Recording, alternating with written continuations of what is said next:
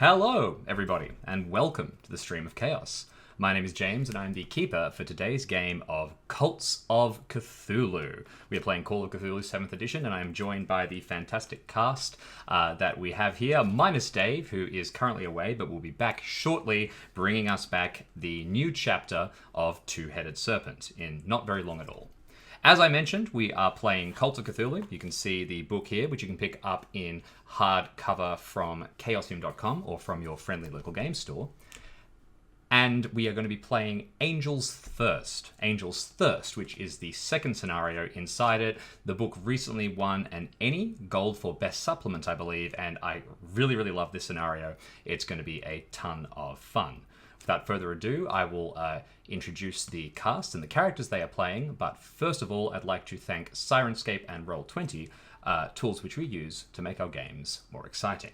Let's start off by throwing to Art. Hi, I'm Art. It's been a while. Perfect. And I am playing Dr. Franklin Smythe, who is a medical doctor and an occultist, and is very strange. Perfect. Absolutely. And now that we have things working, I shall throw to Jackson. Hey, that's me. I'm Jackson, and I'm playing Mandy Jenkins, former cop. Couldn't hack it as a cop, and now he's turned private eye, and can't quite hack it as a private eye, but he's doing his best. Just in general, you're having a little bit of trouble hacking it. Yeah, it's a hard hack. Okay, fantastic. And last but not least, throwing across to Alex. Hello, I am Alex, and I'm playing, who am I playing? I'm playing Miss Ethel Walters, she's just here to keep people on track. She's, she's the moral compass of the group, for sure. She's found Jesus.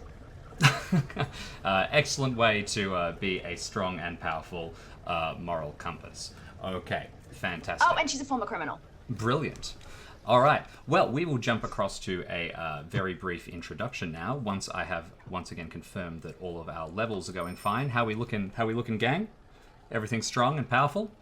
We got confirmation that I think everyone can hear all of us as clearly as they can hear you now. Brilliant. Okay. Oh, in which I'm case, so good at this. just fantastic.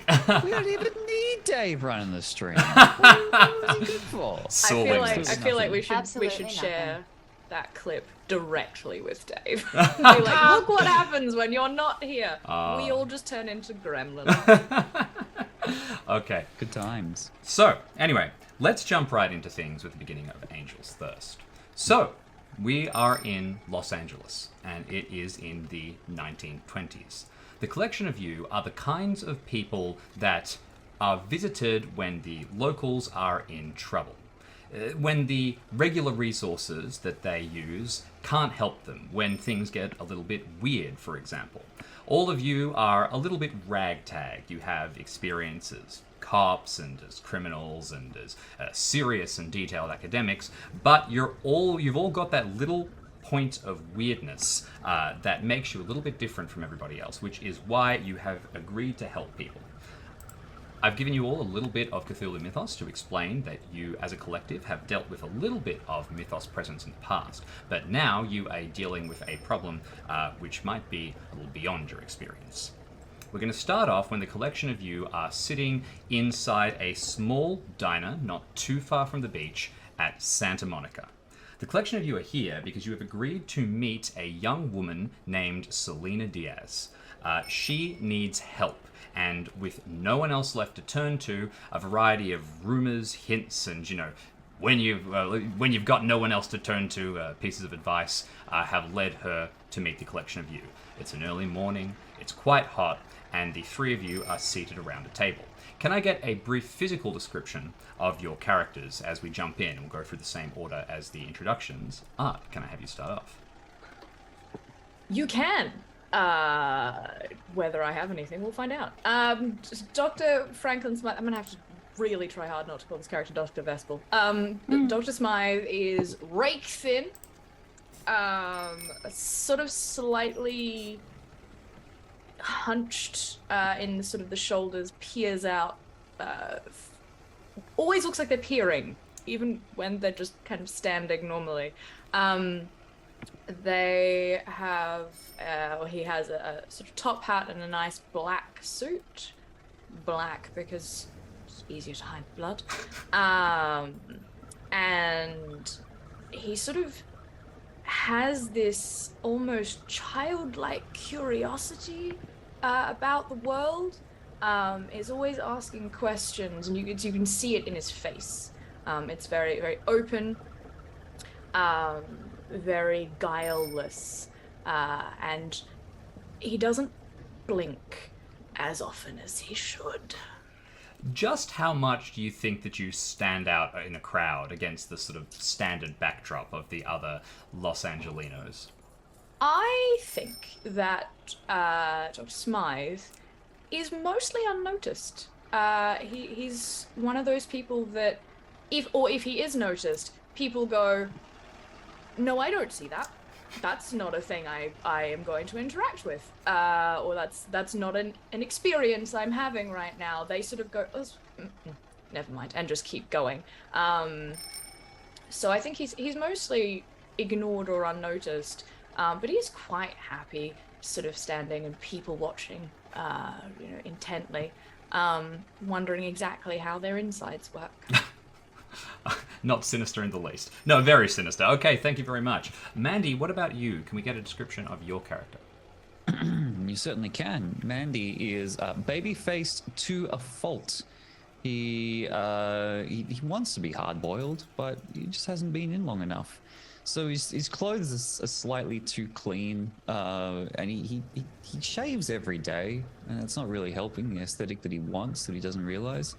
And he's probably got something of a nervous disposition, which every time he notices it, he's glancing around the room nervously and fidgeting his gun. He kind of stops and looks himself, and then puts on a scowl and glares until he forgets that he's meant to be doing that, and goes back to wide-eyed staring.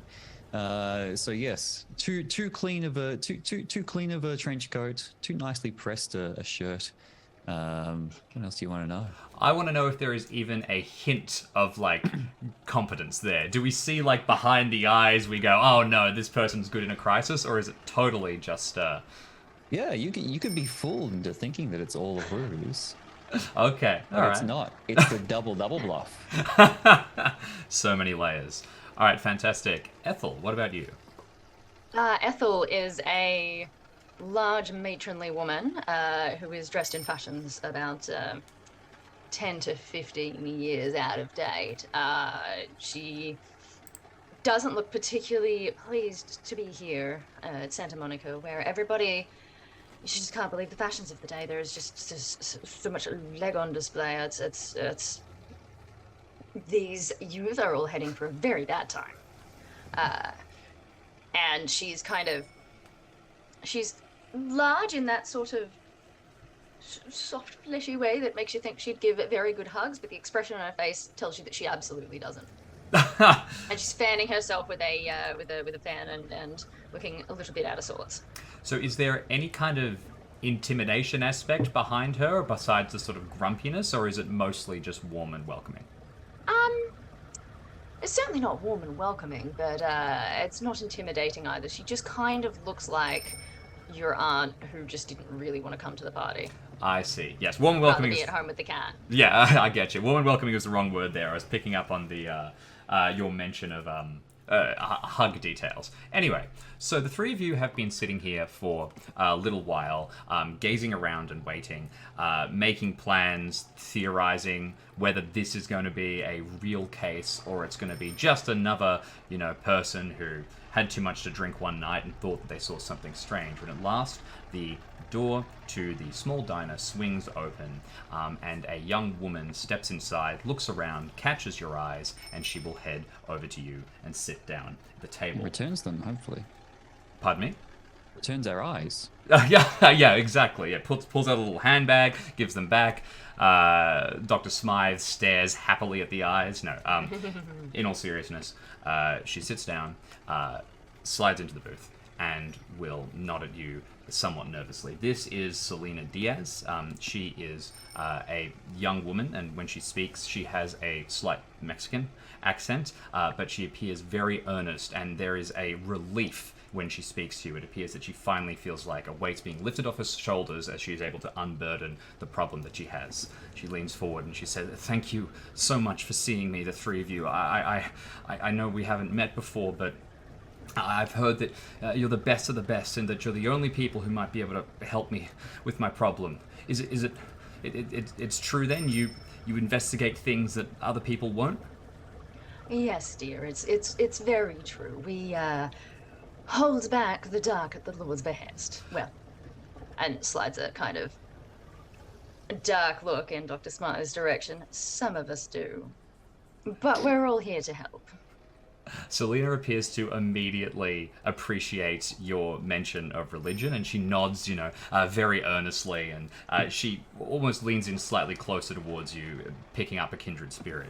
She says, "Okay, well, I mean, I've written down everything, so I can give you all the information I have." She fumbles out this little notebook, but the long story short of it is that my father, he's missing. I haven't seen him in a long time. Well, I mean, not a hugely long time, a couple of days, but it's very unusual for him. I have lots of brothers and sisters. I take care of them sometimes, but he's a family man. He's a good man. He drives a taxi, and he'd been away for work and then suddenly gone, vanished. She catches her breath a little bit. Now, the weird bit is that, and I don't quite know how else to say this, all my life I've had visions. People always said I could, see them guess things, find things, see dreams. I had visions, and they sort of stopped for a while.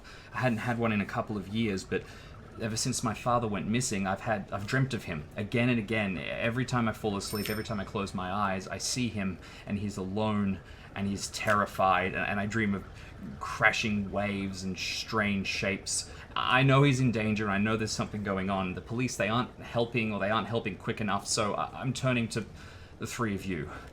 What do I do? How can I... what information can I give you to help you find my father? Well, first we gotta know where he was last seen. I don't know exactly. Well, I mean, I saw him last when he left the house, but he drives a taxi, so he goes all over Los Angeles. I can give you the name of the taxi cab company.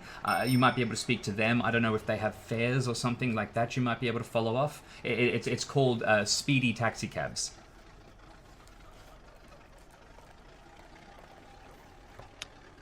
That's a lead.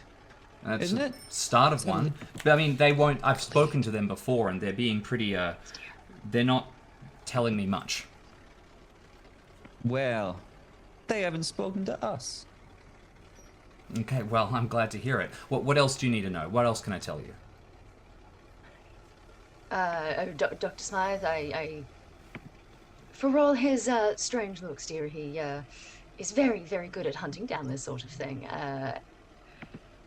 Especially when there might be some, shall we say, facets involved that the police may not take quite seriously, but we do. We definitely do, dear. You were clearly blessed by the Lord. She really smiles. Dr. Smythe might have some lines of inquiry that we might be able to take. I have people I can ask. Any... Oh no, the doctor's creepy. I get to have fun. It's been a while. It's gonna be like this, fam. It's gonna be fun. Any lead you can pull on, I'll appreciate. I'm just so glad you believed me, no matter what I said. So... Do you happen to have the name and or number of the cab he was driving at the time? I don't know the details of the cab, but the taxi company should be able to give you that information. He tended to drive a different one every day when he'd swing past, they changed things up there. I can give you the name and number of the detective that was looking into the case. He's not been very helpful at all. Yes, please do that. His name's We do tend to find that though they are, well, less than impressive, the police sometimes encounter or uncover things purely by accident that are helpful for our investigation. I feel like this man's not trying at all. His name's Detective Brooker. It works out of the Santa Monica Police Detective Department. Clive Brooker? Detective Brooker. Mandy, you Detective immediately Clive look Brooker? up. Yeah, Clive Brooker. That's it. Do you know him? Never heard That's of a him. man who needs Jesus. That is a man who is very trying indeed. We don't like him either, dear. Oh, I see. Okay, well that's good news. At least you know that he. Maybe you can get him to talk or something. I feel like he's just not looking into the case properly in the least. She leans back, puts a notebook away. So, what more can I say? I'm not experienced in this sort of thing. Is there any questions you have that I haven't thought of? I can, like I said, I don't know if how much I need to pay you for this, or whether you do it because of the goodness of your hearts. But I can pay if you need money. Payment we can discuss in a moment. I have a question for you, my dear. Could you please describe in as much detail as possible these visions of yours? Sure. I can try. She leans back and she's going to start to slowly talk through the steps of her vision. Now, what you'll all pretty quickly realize is that she is on edge talking about this stuff. She's probably used to being rebuffed or told that what she's saying, isn't relevant or that it shouldn't be believed. So she is hesitant to go in too much detail. I'm going to ask one of you to make some kind of social check to put her at ease. That could be a charm check, or it could be a persuade check because you've actually tried to, you've been pretty open and you're trying to get everything from her. So I could see that being used as well. Not you, Franklin. I think that intimidate is your option, right? Bad idea. Well, I can try and persuade or charm. I just don't think we'll get very far. I don't get I'm big crazy. charmy vibes from Do you know Dr. what? Smythe. Yeah, What is that? no. I No, I don't get big big charmy charm vibes, no. Neither do I, funny that. Telling me I'm not charming. Yes. Well, Yes, that's we just are. rude. Now, you are going to get some information regardless, but this is whether or not Selena is going to feel comfortable enough to really unload everything. Could I offer an alternative, Jim? Sure, please. Any of us are charming. I don't think any of us have anything because we're a bunch of fuck ups. If she's describing things in the dream, because what I want to pull out is like signs and symbols, things like that. Maybe not to put her at ease, but to put her in a situation where she's talking to someone who's not going to immediately just go, "You're mad." Could I make an occult roll as that symbol believe is you. often representative of the Balba, which is Yes. interesting. So like sort of go off and sort of make her feel like I'm taking what she's saying seriously rather than it being anything other than extremely fucking creepy. No, I really like that. I think that's a great idea. Yes, please, And make lend an an air occult of check. competency. Exactly, and there'll be tiered Watch successes me for this. fail. First roll of the campaign. possession. Yeah. Nice. I'm assuming that came through for everyone. Oh, Bravo. not quite yet for me. Well, I've got it. May have been some kind I've of... got it, and it's a There we go. critical success. Fantastic. I No, wish. just a regular success, but that is all that you need. So you're able to lean in and you're able to pick apart pieces of... I'm already leaning in. I'm Ethel's actually just gonna like quietly under the table, like put her arm out and just like onto Smythe and maybe just like tap like ease off a little, mate. Like, just back up. I feel like the body doesn't move forward, but the neck certainly does. Like there's a weird sort of elongation where you're like, that looks like it's incorrect, but somehow still physically possible. Ugh. Okay, Selena tries to draw back as much as she can, gets it right up against the Raise her headrest, but no, she will talk, and she says, I see him, and he's trapped, and he's underground, and there are other people with him, lots of other people that are just like him. They're normal people, and they're scared, all kinds, and they're out somewhere far away. I know that. I don't quite know how I know it. Maybe it's the air. Maybe I could smell it. And then there are other people in there too, and they look like people, but they're not really people. There's something wrong with them, and they're prowling around, and they're keeping them there. And and it's like I can hear his thoughts, and he's saying, don't look for me, you know, if you do, everything will come apart. Just forget where I was and move on. But I can't do that. I need him. We all do. His whole family. That's why I've come to you. Maybe if I can't look into it, the three of you can. You said you can smell the air. Is it fresh? Is it briny? Is it dank? And she closes her eyes and she tries to think for a moment. She says, it doesn't smell like Los Angeles. I don't travel much. I've never been outside the city, really, and it doesn't smell like anything I've ever smelt before in here. Very good. Sirens, sorry. They make me nervous. She nods. Of course, you meant non-diegetic sirens, but all the same. Anyway. I meant non-diegetic, but they became diegetic because they were Yeah, just of going to be course. there Well, at this point. police car goes past. Is that Clive Brooker? I want to dive back towards you, Mandy, very quickly, because you jumped upwards at the name Clive Brooker. For the benefit of the audience, can I ask why that is? Well, it's because he was my partner back in the Force, I think. Exactly. Jump back in. Yes, I got that exactly right. Yes, he was my. Oh, I'm shocked. He was my partner back in the LAPD until we parted. It wasn't to be. I'm sure we'll tease that more out later. But in the meantime, do you have any other questions for Selena? Anything, any directions, anything you want to get out of her? You can see that with every word that she speaks, she seems to have relaxed massively. Just the presence of you all here helping her out is calming her significantly. We'll take care of this, sweetheart. You just pray for your family, and we'll be in touch as soon as we have more information, or if we need anything else. Okay. Thank you then. And she'll stand up eventually and leave the booth once she's told you everything that the three of you need to know. So, I throw the floor to the collection of you. You've got 2 leads thus far. Speedy Taxicabs and, of course, Clive Brooker, who is presumably looking into the case. What approach would you like to take? How are you going to do this? What conversations do you want to have beforehand? Let's start with the taxi cab company, right? We want to show up Brooker. We want to get some evidence in hand first. See? I get the distinct impression that you're not particularly interested in seeing your old partner. Well, no, it's fine. It's fine. I just Show a little courage, young man. Courage is not what our Mandy's known for.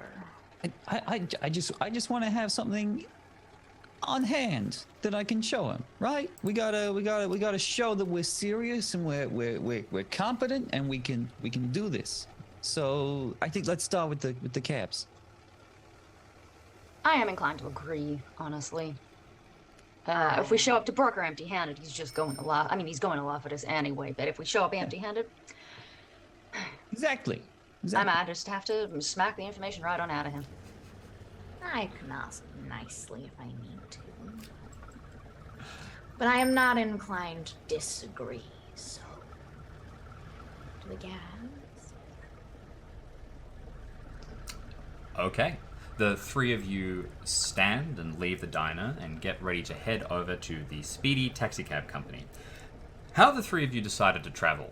Some of you are pretty wealthy, and it's perfectly fine if you decide that you would have a car or something like that. I believe that Dr. Smythe has a bit of money. Okay, yeah. Good, I have a credit rating of 50, so I am comfortable.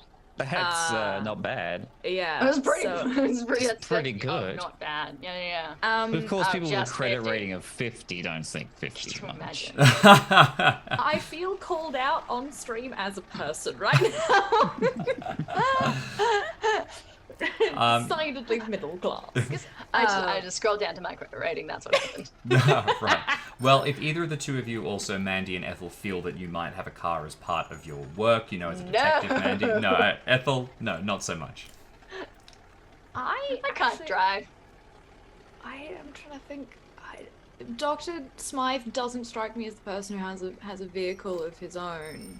But I think he does, like, if you'll allow it, Jim, you know, is perfectly capable of, like, grabbing a cab or something to that effect. Sure. Like, it's just, it's not, he doesn't have any issues, like, finding his way around the city, but he just, you know, takes New York has the subway. Does LA have a subway? I don't know. No. No, Takes whatever LA. the equivalent of, No. you know, No the public horse transport. and carriages or taxis or whatever. I don't know. Maybe he gets on a bicycle. Well, look, this is absolutely perfect because what I was really firing at here is, are you going to be taking a cab to the Speedy Taxi Cabs Company? And it sounds like Yes. you might be. So the three of you descend from the diner and start to wave down a cab. Can I get whichever of you has the most luck to make a luck check? I think that's That's gonna be me. our cop. I've got That'd be 75 luck. That'll be our baby driver. Oh, an extreme success. Yes, it will be. Fantastic start to the campaign. You all better not just steamroll every single roll that I throw at you like you have in campaigns in the past. I'll be very annoyed. No, I'm kidding. Have you met I'm us? pretty Jim? sure. Anyway, so when you eventually find a cab, wave it down, when it pulls up, you can see that it has branding along the side, which marks it out as part of the Speedy Taxi Cab fleet. The three of you squeeze inside, and there's a kind of late 30s guy, but who is showing the signs of age, maybe a little quicker than you might expect. His skin is very pulled back. He's got a cigarette dangling out of his mouth. And he has a little kind of license plate thing at the front of the cab, which identifies him as Dave Shipley. Shipley turns to the three of you and says, "Where to?" Oh dear, we'd like to go to the well, actually, Speedy cab company. Speedy where, cab. where you're Taxi, going? speedy taxi. Cab, speedy, cab, I'm just taxi, pat him speed. on the shoulder. Speedy. Like shove him Taxi. back. Speedy taxi company. Yeah, sure. Okay. Picks up. Smythe will smack Mandy on the back, like as a like he's Percussive choking on something, maintenance. and just like, puh. Yeah. Okay, so while Speedy the taxi cab. three of you, three stooges around whacking each other, Shipley pulls out and will start making his way. He's not necessarily going to force a conversation. He doesn't try to talk to the collection of you, but considering he is from the company, if there's anything that the three of you want to ask him, now might be the time. Does any of you broach the topic? Yeah. I'm gonna let. I would have gotten. I guess I would have gotten in the front as I am quite large, and just kind of lean in and. So how's business? Business at the minute? Oh, pretty good. We're a little short-staffed at the minute, which isn't ideal, but it's fine. I've been hearing that. It's terrible these days, isn't it? People just not showing up to work. Nobody has the drive to work anymore. They've discarded the tenets of the good Lord God and are just lazing about, and they just don't show up to work. Right. It's a terrible, terrible thing. Oh, yeah, something like that. I keep all the tenets of the Lord and that. Yeah, every single one of them. I'll bet you do, son. Now, is there anyone in particular who you think we should steer clear of who have shown this kind of poor work ethic? I would hate to be in the front seat of a cab like this, putting my life on the line in your hands. My life in your hands. Okay. For somebody who is just not committed. This is fantastic. Now, you see Shipley's eyebrow raise. I'm going to ask you, Ethel, to make a fast talk check, because what you're really trying to do is you're trying to keep things a little bit subtle and not give away that you're actually pretty distinctly trying to. But I'm not expecting necessarily a success here. Oh, so close on a 5. Would you like to luck it down? No, I think this is funny. Okay, that's perfect. So, And I think the way it goes is that you realize is when you get up close to Ethel, she's got quite scarred knuckles and nose has clearly been broken a couple of times. Yeah. And the closer you get to her, the less matronly and more kind of bare knuckle boxer she starts to look. oh, Pit fantastic. fighter. Yeah. I love it. Okay, so Shipley is kind of giving you the, oh yeah, you know, someone worried about the driver, everything, looks towards you, sees that you've actually got this, like, hardcore bruiser face, and then kind of leans back a little bit, goes, yeah, look, you guys ain't cops, are ya? Oh Lord, no. Okay, well, I'm a doctor. I see. Right.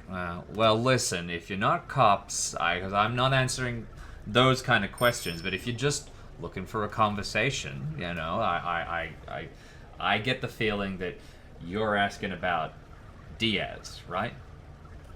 Guy who went You missing about a week ago. surmised correctly. Yeah, Diaz. Yeah, he was. Well, yeah, he's exactly what you were talking about. You know, he's a weird guy.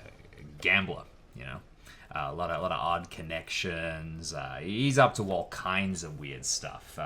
He hangs about with plenty of women. You know how it is. I definitely, you wouldn't want him to drive you, man. What? Does any of you want to make a psychology check? Yeah. Oh. No! Okay. Can more than one of us make one? Let's just Actually, yeah. No, actually, I've got a bit of psychology. That's so funny. let's just start with whichever of you has the highest to begin with. 60. that would be you then. Oh, stop. Never. What? No. Okay. Looking out the window. Yeah. Shipley seems pretty happy to talk. You don't detect any ulterior motive in why he might be spilling his guts good. here. But he goes on and he basically talks ill of Diaz quite a bit. And, you know, it makes sort of implications that he's lazy and seems to be saying that he's not a very good worker and that he might have, you know, run off. And it's good that he didn't run off with the car and everything like that.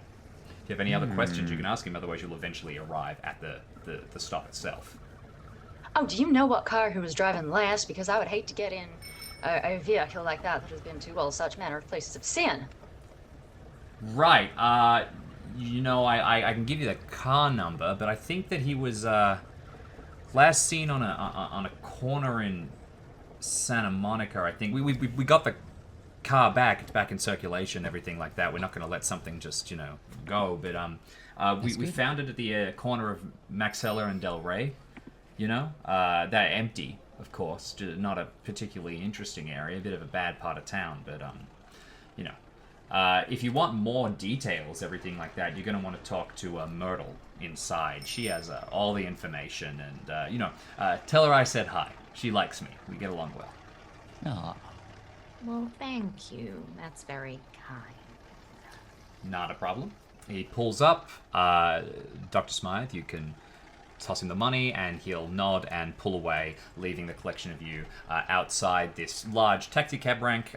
So it's a sort of a big yard filled with all these different parked cars that leads onto a very wide road, which they can pull out of, and there's a big office building behind that has a closed under kind of garage under it. The offices are kind of built onto stilts. Any conversations you want to have before you head inside? Well, we got the location and we got the car where he was last seen. Maybe we just need to see if we can get a look at the car. Is that gonna help? And then we can go to the spot. It might After. do if that was where it was left. It might do. I don't know. Yeah. Well, Might be something I left think we in should it. look at it. If it's not in rotation currently, then yes. Anything else we need to get from the company?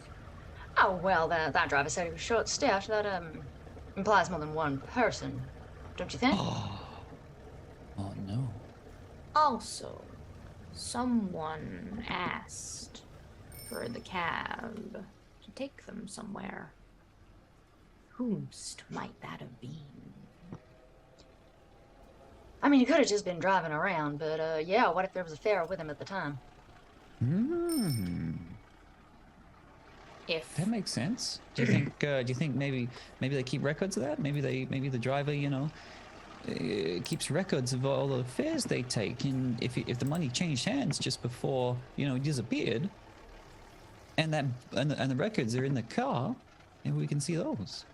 that will Right, depend that on sounds- that whether sounds it good. was a pre-organized affair or not. If it was organized in advance, then the company will have a record of it. At least Well, the let's get in switchboard there. operators. I'll let you do the talking. Oh no. I mean, okay. I might go check out that vehicle if nobody else is. I don't think they're gonna let us look at it. Is all I'm saying. I think it's worth asking nicely, and if Yeah. they say no, then Yeah. we can look at Alright. alternative options. Yeah, that's how we do things. We ask nicely, and if they say no, we do it anyway. That's how you get results. All right. I think. I always ask nicely. It's honestly, it's worse when you do. The voice is No. perfectly creepy. Okay, so the three of you walk up a Side set. note. Oh yes. Just to loop back, 1920, just before the start of the decline of the Los Angeles streetcars. This is, just before they started Oh, there you going go. downhill. So there's streetcars. We got electric streetcars and horse-drawn streetcars at their height in 1920. Before There they is- started to Okay. go decline as car ownership exploded. Another So there you go. There are streetcars. Another funny thing about Los Angeles at the time, which I found out when I started looking up pictures for the setting, is that they were very into black umbrellas. So you can get pictures of Venice Beach and all of the sort of coastline, and everyone is swarming there, and they're wearing heavy black suits and black umbrellas, and they're having a lovely time in the sun. It's great. Anyway, I'm not a fan of the sun. you'd fit right in. So the three of you head up a set of stairs that lead you into this multi-story room. So it's a multi-story office building. It's got a couple of workers all about that are managing the administration of the taxi cab company. When you start to look around for a reception desk or something like that, there's not one as such, but there is somebody who looks like they take sort of a clerk role. They've got a phone sitting next to them, which they were just finishing up the phone call as you arrive, and you assume that this is Myrtle. She looks up as you come in, and after briefly finishing what she's doing, she'll stand up and she'll head over to the three of you, and she'll say, welcome, Speedy Taxi Cabs. I hope you're not coming with a complaint. Is everything all right? Everything is just fine, Miss Myrtle, I presume? Oh, yeah, Myrtle Cunningham. Miss Cunningham. But yes, you've been sent to find me? Yeah, your good friend Mr. Shipley was very kind to recommend that we come and speak to you. As soon as you mention Shipley, her face falls like you've Oh, met her, no. and she goes like, oh. And she immediately goes, oh. And what did Shipley want? Oh, well, he just said you could help us with some inquiries. Well, okay, I can help you with inquiries, but okay. I'm glad that's all he said. And she turns around and walks back to the desk. Starts sort of packing things up. Motions you over. What do you need to know? What are you trying to find out? Well, we were hoping to take a look at a cab, a specific cab. Did we get the number from Shipley? Yeah, you can Yeah. provide the license plate, the actual model. Yeah, that one. See. She looks up towards you all, eyebrow raised, and says, "Well, you part of the police then? Are you part of Detective No, Brooker's ma'am. investigation?" Okay. Besides, Personally, no. I'm with the church. Okay. Okay. Like the church has like an investigation arm. That's definitely what she's implying. The there. Inquisition. I'm with the Inquisition. Something else she thinks herself.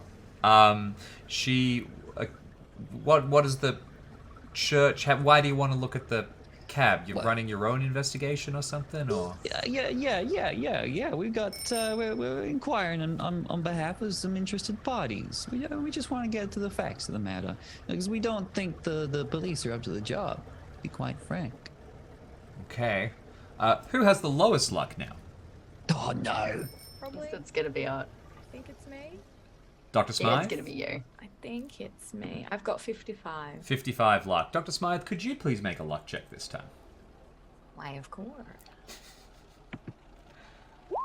Oh, bang on. That's how it's done. In which case, you see Myrtle kind of looks towards, cranes her neck, and she peers out into the yard, and you can see that she locks eyes with one of the cabs there. And that's in at the minute, but I don't really, it's to do with an investigation. We've got it back out in circulation. We don't want this to be a public relations problem for the company. I understand. And of course, we'd make it worth your while. Maybe goes to reach into his pocket and then takes his hand out and then slides it out toward the doctor. Just subtly. Just subtle. There is a very gentle, like, curling of fingers over your hand as, like, it gets pushed away. It is very cold and slightly clammy. Cool. Phenomenal. Do I get a bit of green? Damn. No. He's just holding your hand. And, Okay, listen, what I want you to do, alright, what I want you to do is I'm going to need a persuasion check to convince her that you are not up to anything suspicious. You just want to take a quick look. You're part of a totally legitimate, investigation, not necessarily police investigation, but that your motives are pure. Now, since you don't have anything to bribe her, there's not going to be any kind of bonus die situation here. And since you mentioned Shipley, you're gonna take a penalty die. I'm wondering if I can go at a different angle here because I've got better fast talk. I'll take it if you can think of an interesting lie. I mean, what would she want to hear? You could go down the church angle. Have Ethel explain that. We're actually looking to get Shipley fired, maybe, or something. Like we're looking into Shipley in particular. If I got the impression that Shipley was up to no good, I'll say, look, Miss Cunningham, I can see you're a good worker here, and we don't want you to get caught up in what follows. The thing is, some of the other drivers here that fallen into a bit of suspicion, and we're pretty sure we're going to get to the bottom of it. But if you help us, we know you're on the right side here, and you won't get caught up in the forthcoming. You're looking for suspicious drivers. You're going to want to... Yeah. She bites her tongue. Were you about to say Shipley? She couldn't possibly say it, but make a fast talk check, and you don't need to take a penalty die for this. Oh, fast talk failure, I'm afraid. You can see her considering it. You can feel that she's tense already and everything that's happening. You could try and luck this. You could try and push it. I can see the penalty here that, she completely shuts down, locks you out. Maybe she'd end up placing a call to Detective Brooker or something like that, saying, hey, a couple of weirdos were here and they were snooping around. And, I mean, we got the number. We got the cab number. This is just helping us find it quicker. So I'm going to push it. Okay, fantastic. What do you think it does look like? How do you double down on the lie? I'm gonna flash my handcuffs. Oh, right. So you're Out of my properly pocket. saying you're here. Now, notably, you don't have a badge because you are a private detective. No. But, you sort of big yourself up a little bit. Please, go ahead and push the roll. Oh, lucky. Okay. Once you start to talk about possible legal ramifications, she seems to eventually relent. Tilts her head one way and the other and then says, okay, but I'm coming down with you. I'll let you have a brief look at the car and then you're going to have to be on your way. Very kind, thank you. Okay. Would it be possible? Do you have a record of the last trips that this vehicle went on? Well, Maybe in the car? we have pretty good records. When we recovered the car, there was some information there, but most of the trips get recorded once a fair finishes. We know the fair was on before the most recent one. That was it's a regular fair actually. A woman named Betty Guthieri. He goes and drives her around to get groceries once a week or something like that. But maybe picked up a fare after that, something along those lines. Anyway, it wasn't recorded, but he was with her about an hour before he went missing. An hour before you found the vehicle abandoned. Well, no, an hour before, we think that the car was left there because people spotted it come in, and from there, no more information. He's been spotted. The last time he was seen was, but then never came back to the car. You know how it is. It's good to have another name. Let's have a look at this car. Okay. She takes you downstairs, walks over to the car in the rank. It seems pretty new. It looks like it's been freshly washed. It wasn't like there was a a murder in it or anything like that, at least as far as you are aware. But they still probably put a nice fresh coat of wax on it just to get the smell of being related to a crime out of it. So is this back in circulation? Has anyone driven it since, or is no one touching it? No, it's been driven since. We don't really okay. have the space or luxury to be able to afford leaving cars out of circulation. I'm Yeah, noticing that makes my accent is the wrong coast and is drifting around a bit. That's the best I've got for American. It'll be fine. No one expects perfect accents from us, of all people. And if they do, they're on the wrong stream. wrong stream. Wrong stream. So, you head over to the car. It is, by all intents and purposes, a standard taxi of the era. You can start to look around, but I mean, is there anything that you're thinking to look for in general? What's the approach you're taking here? Blood, just like splatterings of blood. Sure. All right. Do you want to make a spot hidden check? Forensic. Yeah. No. Okay. There are no spatterings of blood. In fact, the cab does not appear to have been disturbed at all. It looks perfectly normal. Nothing out of place. If slightly neater because it's been cleaned. I'm gonna check in all like the usual hiding spots, like right up under the seat, see if anything's been taped there, like any of the like weird little spots, like Sure. wheel trays, like all of those kind of little hidden spots where you could, if you happened to be driving around with something weird, that you might put it when you get out of the car. Okay, fantastic. So this feels like a more specialized use than just a straight spot hidden. Do you have a disguise skill by any chance? Ooh. Ooh, I might. Use do. disguise Seems to right. like smuggle things. No. No. Okay. I'll tell you what then. Why don't you make a spot hidden check for me? But just we're gonna sort of push He's the not too bad. we're gonna Yeah. push the angle of your background here. So you're kind of specifically looking for the kind of smuggler route. that this What could kind be of done. crime skills do you have? Biting the shit out of people.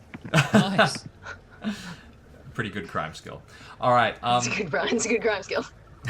You start to pat underneath, the wheel rim, checking under the seats, bits of the glove compartment, going through all in all, and you turn up blank again and again and again until at last, when you are feeling down around the driver's seat, you find a small document compartment. This is not trash, so it was not removed from the car during the cleaning, but it is also, not it's not consequential. You pick it up and open it, and basically it holds a couple of small papers. It's the kind of thing that you might have on you just to hold like your insurance information, things like that. It's very, very surface level.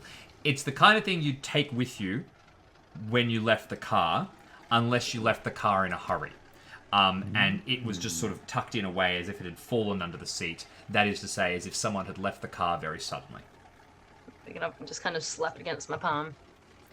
Sorry, was it insurance information for a person or insurance information for the vehicle? What it is Diaz's document wallet. So it would have contained probably some information for the vehicle that he takes from Speedy Taxi Cab's main office when he gets in, and then also some of his own stuff. It probably has like a shopping list in it, something like that. It's just sort of a general document wallet. It's like his certification as a cab driver. Yeah, that kind of stuff. The stuff that you don't need to have actively displayed, but that you want to be carrying on you. Okay. Well, that's good. So I'm gonna like slap it on my palm. Well, I think you might have left in a hurry. That's a clue. Is that a clue? It is a clue. Would you like to hold That's a it? clue. Yeah, here you go. Here you go, son. Walking clue safe. I have one skill that I think might be relevant, and even if it isn't, I think it's funny. Forensics doesn't really exist as a thing, but I have biology. Sure. Is that forensic?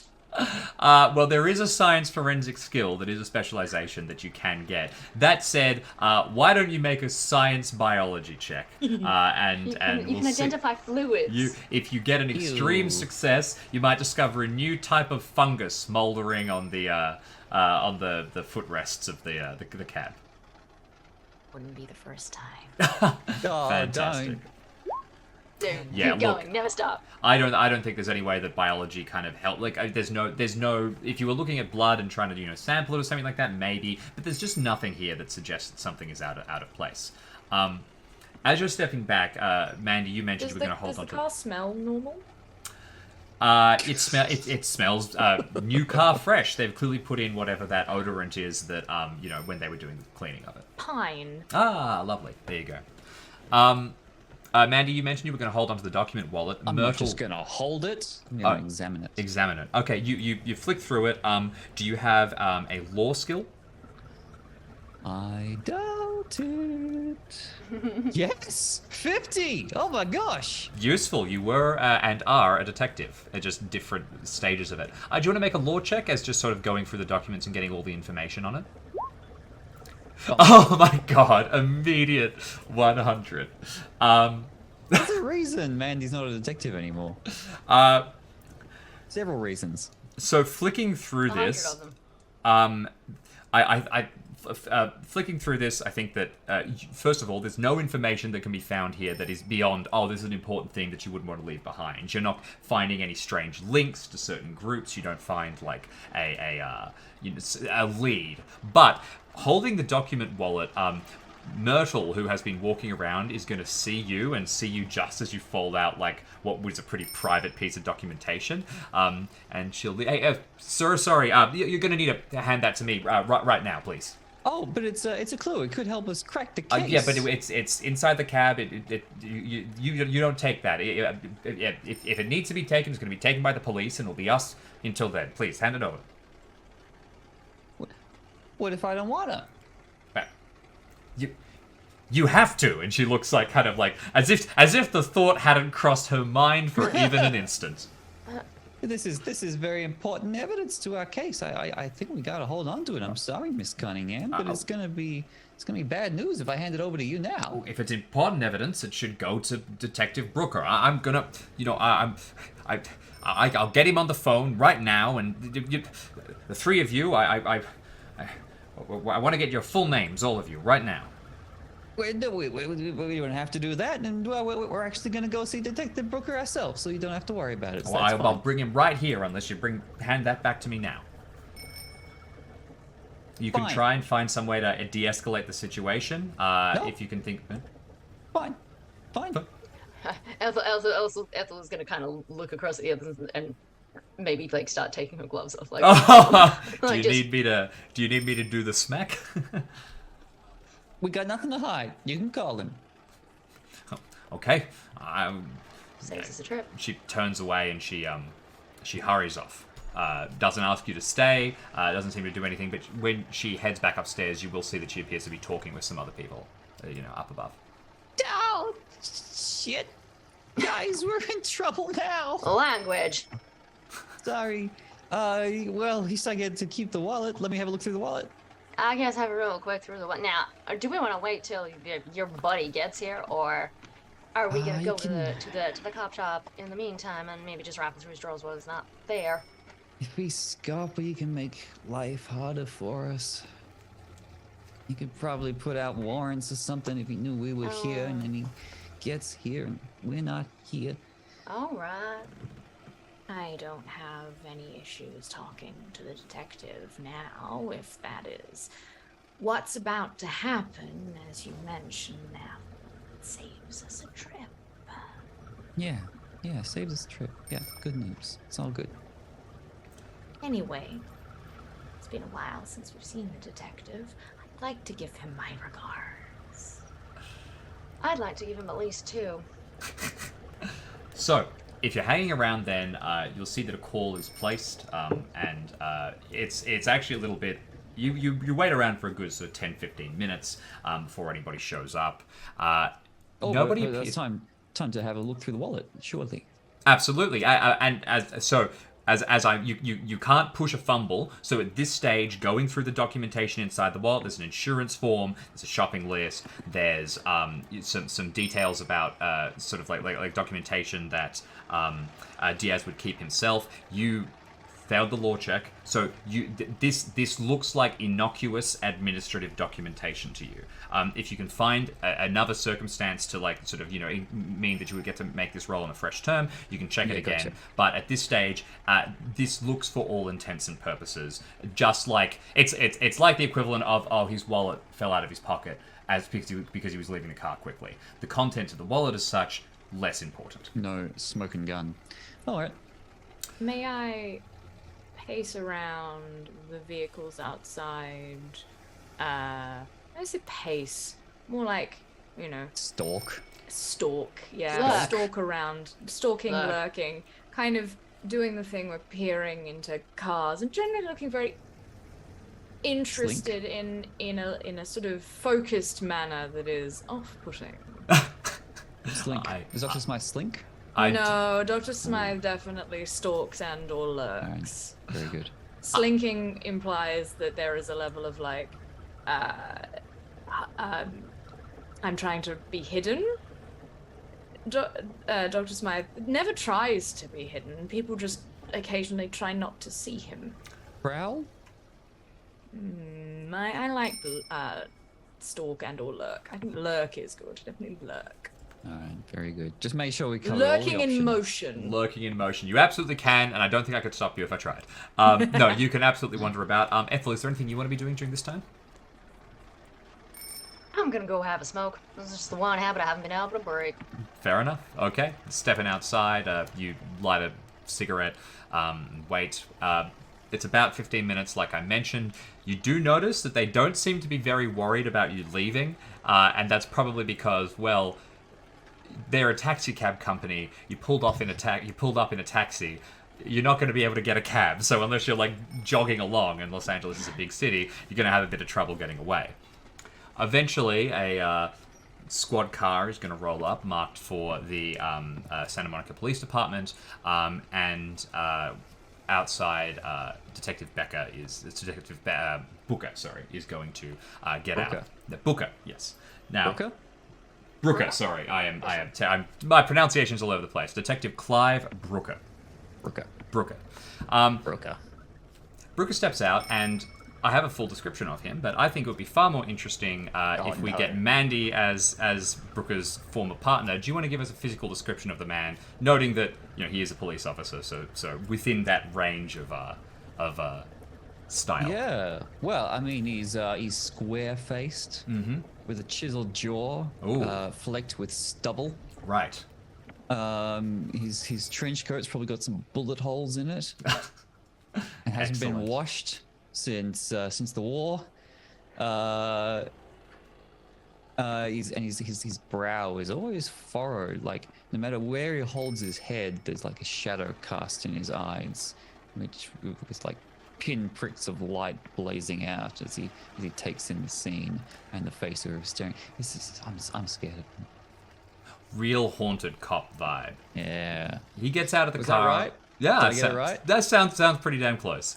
He gets out of the Fantastic. car and he begins to walk down in towards the lot. Ethel, you were outside having a cigarette. Now, Mandy obviously knows Brooker from way back, and Dr. Smythe has met Brooker probably in the process of your investigation. Do you think you've met Brooker a few times as well? Oh yeah, I think when I moved to LA, a few people may have been notified, and the police may have been one of those people. Fantastic. So as you're It's standing... maybe knows of me and has maybe paid me a visit when I first moved to LA as a kind of watch yourself. Brilliant. Okay, so upon seeing you here, Brooker immediately, his brow furrows even further, if that were at all possible. And he'll say, Walters, hope you're keeping out of trouble. I didn't see you on church on Sunday, detective. No, I guess you're right. I had a If place. any of us needs to keep out of trouble, it seems like it's you then. You don't think that there's much you could have said that pierced through his armor, but that does seem to be a pretty good comeback, and he kind of chews for a retort, and then just goes, all right, come on inside. Walks through and will join the three of you in the lot. From downstairs, Myrtle is going to approach, run over, have a quick word with him, and then leave. He'll step forward. He gives you a grudging kind of nod of familiarity and respect, Mandy. And then as he steps forward to greet the three of you, he says, all right, so what, you found a document wallet? It's not yours, you know. Just give it back to the lady, and this doesn't have to go any further, right? It's a free country. We're allowed to look at things. You're allowed to look at things, but I mean, if she doesn't want you here anymore, this is her car. Come on, Mandy. This doesn't have to be a scene, does it? The three of you, come on. Why didn't you find this, Brooker? They You wouldn't want. have left it in the car, you know. It's not the thing you leave behind. Yeah, from what we heard, you're looking at the same thing we are, but you're not doing so hot at it. Okay, so first of all, you're not looking into what I'm looking into. I'm looking into, you know, the law, doing things right because I'm a cop and it's my job. Three of you doing your own things, whatever.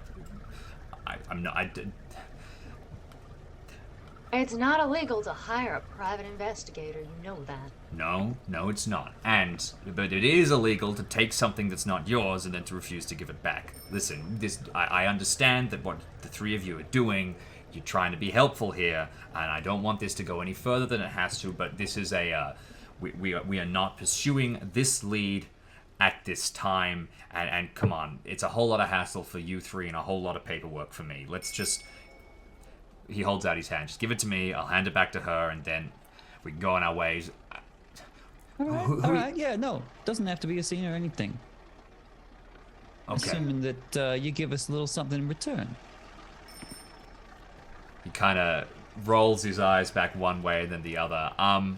Mandy, do you want to make for me a persuade check? And you can have a bonus die for this because you have a pre-existing relationship with Brooker. All right. If you want to argue a different approach. Wham. Ooh, 17. Ooh, well, I mean, that's luckable. I'll take the luck. Okay, 7 points of luck. You can see that from Detective Brooker's perspective, this is pretty cut and dry. You know, the three of you went into to somewhere, you were asked to leave, and you've taken something. But he also, you know Brooker as well. Although he's very by the book, he does genuinely try to be a good cop. And he's trying to resolve this as quickly as he can. So he says, "Sure, look, I can tell you a thing or two. Who are you working for? What are you investigating? What are you actually after? What do you want to know?" Well, come on, we're looking into Diaz, and we heard that you were too. So, you know, you give us a little something, whatever you found. Levy Diaz been missing. Went missing about a week ago. Gone. You know, we don't have much more information than that. What do you want? Born and raised in Los Angeles. Widow died. He's a widow. Wife died 3 years of stomach cancer. Any groups or scenes he's gotten mixed up in that you heard? Look, far as I'm new aware, acquaintances? he's just a real kind of family guy. You know, he's trying to do his best, driving around, keeping a cab, seeing his kids. I couldn't find anything. Doesn't gamble, doesn't drink. You think he's not mixed up anything? You think he's a victim of chance here? I don't know what's going on. Okay. Oh, come on. He kind of chews at his lip. Detective, Yeah. has there been any other disappearances around the last few weeks that In are the same area? Or any other taxi cab drivers? Yeah. Didn't think of that angle, did you? I'm sure our good detective did, but there may be no official links between them and therefore had to move on to more important things. Is that so, detective? I don't know what you're talking about. This is Los Angeles. People go missing all the time. He clearly is chewing back what he really wants to say. Mandy or Dr. Smythe, since you two are kind of guiding this conversation at this point, either of you can make a psychology check if you'd like. Ethel, I'm interested in what you're sort of doing here, whether you've just sort of stepped into the background, being a presence, or... I think she's being a large presence. I think she's quite ostensibly, she wears like a small gold cross, and I think she's making sure to kind of just, just fiddle with it a little bit, looking like she has not broken, like staring at Brooker. But she definitely picked up on him saying, "Oh, doesn't gamble or anything." When we just heard from the cab driver that he super does. Okay, yeah, so definitely a mix. Although, you've heard bad things about Shipley too, so where exactly that lands. You take a careful look, Mandy, and you're trying to sort of pull apart exactly what's going on here. And I do so with extreme success. You do. You know Brooker pretty well. You reckon he agrees with you, and Dr. Smythe was right. Obviously, Brooker has noticed things, but the thing is, something is stopping him from saying it. And with an extreme success, you get the impression, and this is where exactly the two of you shifted, that somebody up above in the police department said, "Stop this investigation," and Brooker is the kind of cop who went, "The will. Okay, I'm not going to look any deeper." So even if he kind of sees things, knows things, has heard things, he's not going any further. That appears to be that. You could call him on it if you want. Well, yeah. I would. What do you say? Come on, Brooker. It's not so bad being a private dick.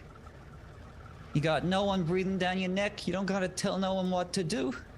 I'm glad I got kicked out when I did. 'Cause now I'm a free man. And sure, maybe you want to stay, locked up in that system. But every now and then, you could just get out and stretch your wings. What's the harm? It's just you and me here. What ain't you telling us?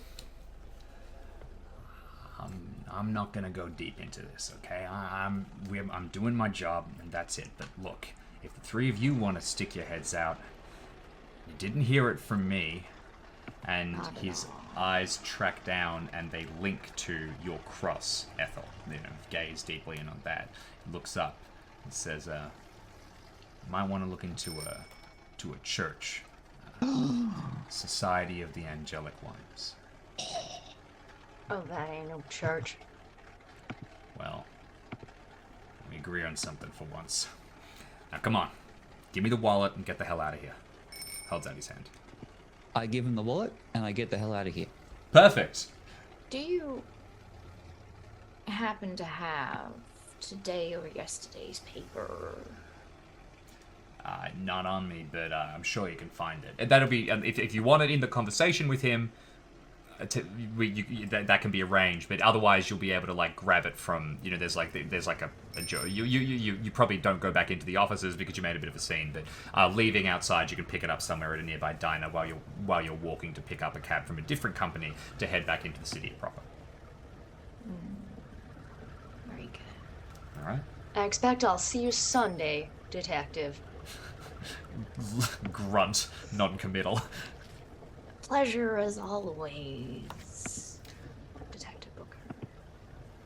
The three of you separate with the detective and head on your way. Ethel, I'd like to know. I'd love to ask you quickly. When is Ethel's kind of faith that all-encompassing? Is it? It's a true and powerful belief. Oh yeah, mission from God. Fantastic. I love it. Mission from God all the way. That's why we're doing this. That's why we're looking into all this. Excellent. Weird occult bullshit. Mission from God. Mission Stamp it from out. God. Excellent. Plain white toast or chicken and coke? Oh, plain white toast. Definitely had to go tearing back in my, knowledge of the various denominations to understand what that meant, but we got there in the end. Okay. Oh, sorry, that's a Blues Brothers reference. Yeah. Right. So, Yeah, It's a we're Blues on a Brothers mission reference. from God. From God. Oh, I thought it was. I thought you were using I thought it was the the first three Presbyterian- well, I letters. mean, Yeah, that Presbyterian. Presbyterian yeah, or the yeah. yeah. No. She's pure evangelical. This is fire and brimstone Okay. for Ethel. She has seen some shrimp. She's on a mission from God to stop it. Fantastic. So, leaving It's not with crime if you're doing it because of God. exactly. So, leaving with a bit more information that you came in with, you have heard the name of the last client of Levi Diaz, that is Betty Gutierrez.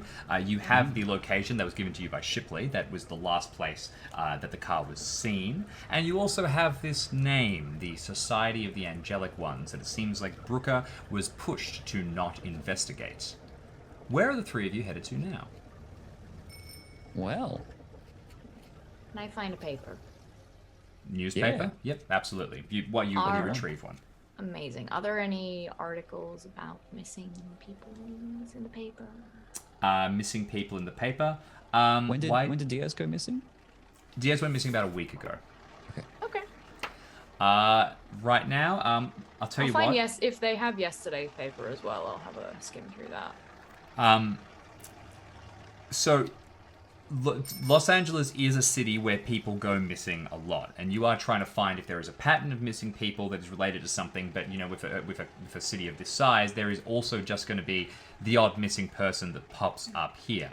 So decoding that, I think, trying to find this sort of real information, I think it's going to be a library use check. And with access to only a single paper, I could see this being a hard check. If you wanted to really dive into this, you would go to somewhere like, the clerk's office, or to, like a library where you can really dive into things, get a bunch of information. And that's also somewhere where you might be able to look up names like the Society of the Angelic Ones. So you can make a library use check right now, but it will be hard. Okay, I think noting that we want to go somewhere else, can I just then, for narrative purposes, is there, by any chance, just a missing persons report in this? Sure, paper? for narrative purposes, there absolutely Right. is. I spread the paper out on whatever. Probably got like a soft leather bag that I carry around with me. So I'll spread the paper out on that, and then from one of, I'll just reach into my jacket and pull out a very nice, very delicate scalpel and just very gently cut it from the paper.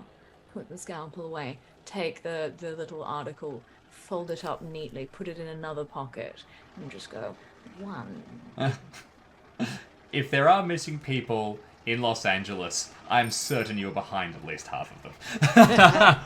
No, as Ethel said, it's not illegal if you're on a mission from God. In my case, it's not illegal if they're already dead. Oh my. No, What? it super is. No, it super is. That's definitely still a crime. Man, did you want to make a law check? You could take a bonus die. Yeah, is that illegal? Yes. I didn't even see Definitely the result. In that case, I've never gotten in trouble. It's not illegal until you get caught. That's the extra. Okay, so paper in hand. What's the next destination for the collection of you? Once again, you've got this avenue where the car was last seen. You've got this lead. You could head and start researching things. True kind of Call of Cthulhu, get into a library style. You could head towards Betty Gutheri's house and have a word with her. Is it on the way to where he was last seen on that corner? Yeah, it's on the way. Yes, it would be in between here and there. He would have driven towards Gutheri's house and then driven a little bit further from there. I mean, And the society, the angel church, not church thing. I think we don't want to go there until we have more information. I agree. Well, just in terms of at this stage, you don't know what that is. Like Okay. it's not a. Like you, I mean, you actually, Ethel, you are pretty within the kind of the religious community, and you made that sort of line. Oh, that's not a church. It's very possible that you might have heard of them before. Why don't you make an education check? And I'm going to put this within the scope of your career, in that a big part of your career is the idea that you're sort of this reformed criminal who's found God. there's only one church. It's the one I go to. Exactly. Do you want to make an education check? We'll just see if you've heard of them before. I did. Oh, you did? Oh, I didn't see. Oh, didn't come through for me I there. don't have that. I don't do that. No, Fair I enough. don't have an education. Fair enough. Okay. So, you were just acting on instinct there. Brilliant. Okay. Oh yeah. Okay. I think if the two of you want to go and talk to people, I'm probably much better. I try, but people don't seem to enjoy talking to me all that often. So perhaps I will spend some time looking at records. I am a little sad that they won't let me take pieces away from my own collection, but it's not good. It's not nice. I'll spend some time slicing and dicing some No. information. So, am I to hear that you want to get... Sure, honey. All right, then. The creepiest thing you can do is use a scalpel for things you don't typically use scalpels His for. scalpel sport, yeah. In general, using stuff that are meant to is You wait Oh, yeah. until, like, you know, obviously it never comes up in these kind of campaigns because our characters don't actually, we eat, obviously, but we don't see it on camera because that's We don't boring. sit in- But, No. like, Dr. Oh, Smythe no. absolutely gets, like, an apple and just, like, slices it into, like, very thin pieces with a scalpel, like that, like, just one little quadrant at a time. What is your character's sanity, Dr. Smythe? 50. That is far too high. No, okay. I can actually. I'm happy to change it down to 40. That's right, leave No, it there. isn't your power really low? No, it was That's- really low, and then I swapped my power and my I can't remember what it was because parents can't remember power and dexterity I think it was Let's- because I wanted higher dex, but then I swapped my appearance and my that's power right. because That's good to my know. appearance is 40 because Right, no one yes, wants good. to look at me. Let's not I'm just lower- Let's not give a bout of manliness to the No. character with Let's- scalpel. Let's leave things there for now because we have to continue on. So, All right, Doctor's going to the library. yeah. Find a cab, not one from Speedy Taxi Cabs, and you can get it driven along. You will get dropped off at. You have Or two might options. take the streetcar. Yeah. Oh, or take the streetcar. Totally fine too. Dr. Smythe, do you want to head towards a clerk's office? That is something that is going to be like more legally focused. You can probably find like documentation from the city, stuff like that. If there is a church, maybe it's registered somewhere. Or do you want to actually go to a library? That's kind of like more of this sort of esoteric information. Might have more of a sort of occult aspect. But if you want information like, But the library will have all the newspaper archives, right? yes, that's true. I will start at the library. All right. I Brilliant. will.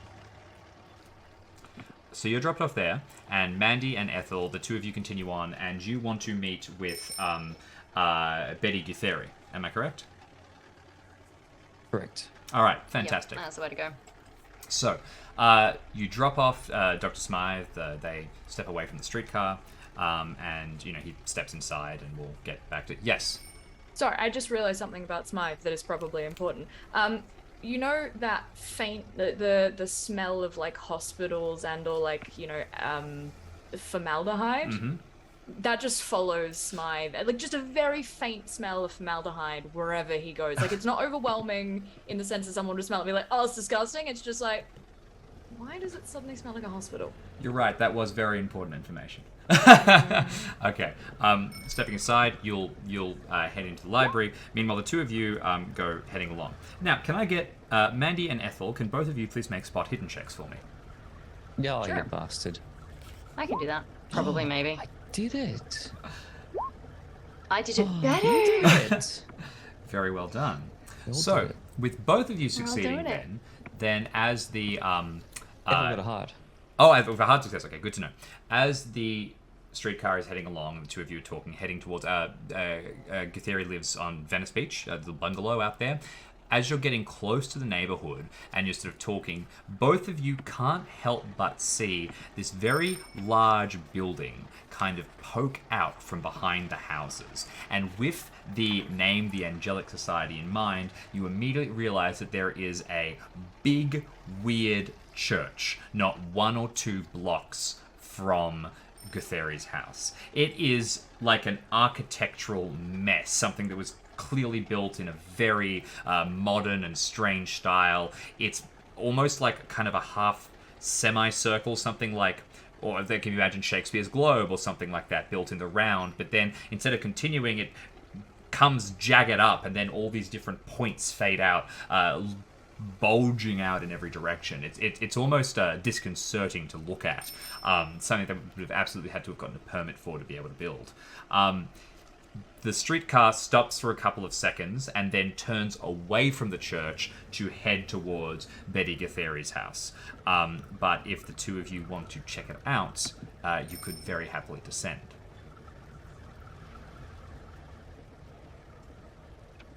But one thing at a time, right? Yeah, but like, I know we're meant to get more information, but Well, I mean, if she lives here, we can ask her about it, before we go in. I guess. Like if she lives around the corner from it, let's ask about it before we go in. That seems like a good idea, right? Well, you're the detective. Yeah. Oh yeah, I am. Yeah. So you gotta case the neighborhood. You gotta get witness testimony before you go in blind. See, that's how we do. That's how we do things. Yeah. All right. So you stay on board the streetcar as it rattles away, and before long you will arrive outside Betty's house. Meanwhile, Dr. Smythe, you head back towards this library. You head inside. You're familiar with these kind of places. After showing, I know that they don't have loyalty stamps and everything, but you would have all the requisite paperwork that allows you in. You get in, crack your knuckles, you're at work. You've got a couple of hours ahead of you before you'll be rejoining the others, presumably. What is it exactly that you want to look into? I would like to look into newspaper reports of missing persons generally. Sure. With a focus on missing persons around Santa Monica. So if there's information around that. Depending on time, I would like to see if I can find reference to this church and where it might be, given I don't know it's very close, so much of a muchness, but that's something that I'm also peering into. And then from the description that was given to us by Selena, I want to see if that tracks with any occult symbolism that I might know about. So my number one thing, if I don't have enough time to do all of them, is missing persons. Brief look for the church. If I can't find anything, or if I find it immediately, move on to occult things. Okay, fantastic. So that's kind of a tiered way of doing things. All right, so let's start off with just a regular library use check. Very good. Yes. Okay, so that is a regular success. With a regular success, you are just at this stage looking into missing people. So, LA is a big city. People go missing a lot. But you start to identify the very, very smallest aspects of a trend. There do indeed seem to be a couple of people who are going missing around the sort of Santa Monica, kind of Venice area that is a little more, there's a little more density than usual, and there's almost a regularity. It's like sometimes people go missing every month or so. With your regular success, you are going to be able to find that, okay, not only is there indeed a link, but it appears to be that this link, it is the general area that surrounds what you will identify is the large building of the Society of the Angelic Ones. So the church that you were told to look into. And you do find that it is relatively near to where Diaz went missing. That's all you're going to get with a regular success. Would you like to luck that down to a hard?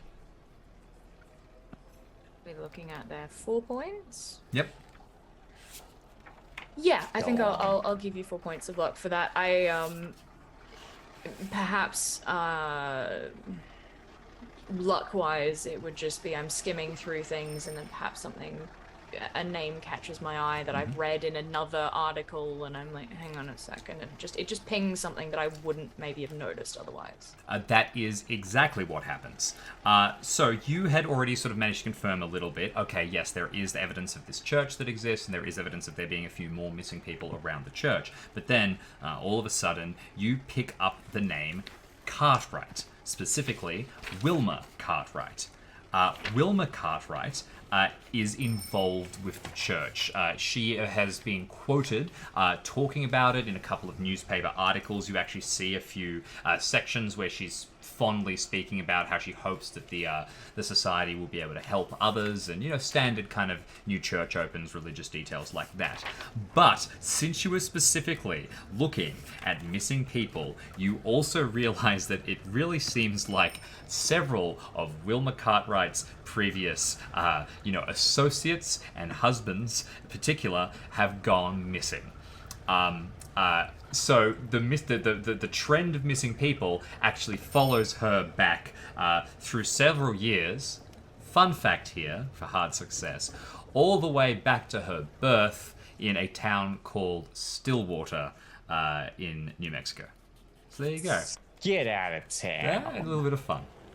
Means absolutely nothing to you, but to long-term fans of the show or to intense readers of the various Call of Cthulhu scenario books may mean something. Interesting. So we potentially are looking at some kind of Black Widow then, are we? Possibly. A Black Widow who is related to a church, and a church that is related to a spike in missing people around the area. Well, for a second I thought you were going to say they were related to spiders, but I suppose that's the wrong system. Am I able to find any link between these people outside of the location they go missing? Are they generally taxi drivers? Are they transients by nature? Or are there people who work in the area or in grocery stores just so happen to get lost one day? On a surface level, it's the kind of people that can go missing relatively easy. People who are disenfranchised, people who are in, kind of dangerous work, or who, have just moved to the city, or who don't have a lot of connection, things like that. Any more information is going to take, a greater level of care. Now, what we said here, I didn't get you to establish where you were going to meet the others. So the assumption would be that you've done a good, probably couple of hours of reading and preparation, and you might now decide, okay, I'm going to go and I'm going to find them up towards, Gutierrez's house or something like that. We probably set a meeting place. Yes, right? exactly. I think it is wonderful that we didn't, Well- because the two of you just assumed that we would do, and Yeah. So I And, want to lead yeah. into it from a mechanical perspective, and we're basically going to say you've got two options here, right? You can leave now and you can go to this meeting place that we sort of flash back and say that you set up, or if you want to take another library use, you can spend that time, but then as the library closes, you're going to look up and go, oh no, where am I meant to meet them? How am I getting home? Mom, come and pick me up. Yep, I'm scared and the other kids are smoking.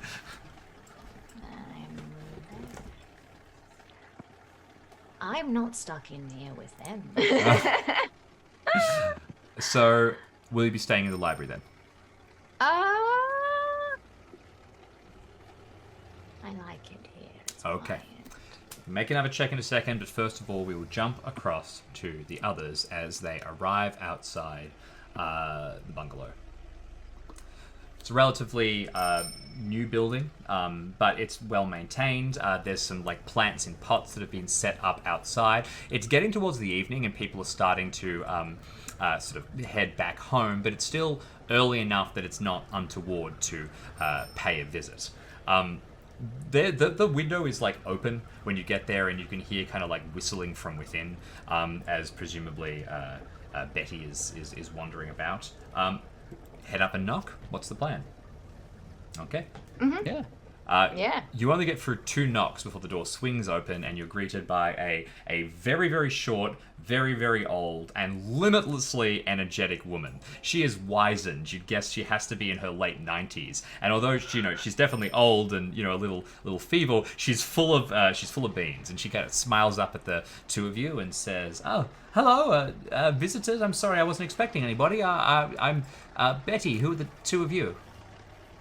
Oh, well, my name's Ethel, and this is my good friend, the very Mandy. competent private private detective, Mandy. Mandy and Ethel. Oh, fantastic. God bless you both. bless you, darling. Please, I've been rude. Come in. Why are you? And she, without ascertaining why you're here, invites you inside to this Great. comfy small room and immediately goes to start make tea. Why have you called on me? Well, we're asking around about a cab driver who you may have met about a week ago. Just wondering if you remember anything about him, about the trip, if everything went well. Oh yes, I was. A detective came and spoke to me. Levi Diaz. He's been missing, I've heard. Yes, I'm very sorry. He's been driving me for many months. He comes, helps every week and takes me to do some shopping. He's a good man. I hope he's found soon. I know he's got plenty of children who rely on him. But you asked a question. Unusual? No, it was perfectly fine. Perfectly, everything was... It seemed normal. He said he was going to go up and drive and try and pick up another fare before he went back to the yard. Pick up another fare, huh? Yeah. Yeah. Any Does he details about ever? that? Pick up another fare. Did he have something in mind, or was he just driving around? Well, usually you can get it's pretty easy to get a fare in this part of town, or that's what he told me. So usually he'd try and, fit in 1 or 2 more jobs after me and then finish off the day. That's Right. as far as I'm aware. Did you...